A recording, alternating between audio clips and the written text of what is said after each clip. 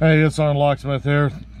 We're going to do a battery change on your 4-button flip key remote on your Nissan. If you look here, this is where your key will be at, your key ring.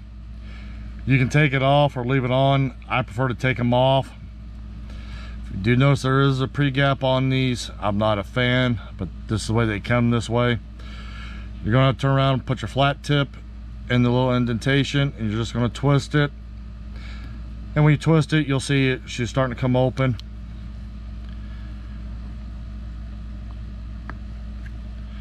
Once she opens up a little, that's where I normally take the flat tip and run it along the seam.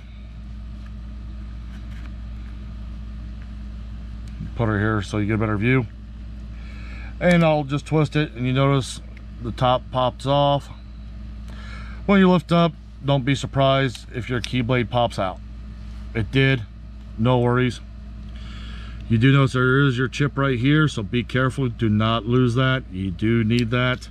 You should never have any leftover parts on these. As you can tell, this is a CR2025 battery. Make sure you have the right battery and you put it in. Do positive side down, and you're going to push against that piece first. Then we're going to take the two halves and we're going to put them back together. When you do, you'll hear it pop. And I've always seen on these here, they don't want to seat properly.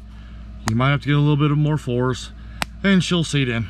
But that being said, we've just changed the battery on your remote. Thanks for watching, and let's be safe out there.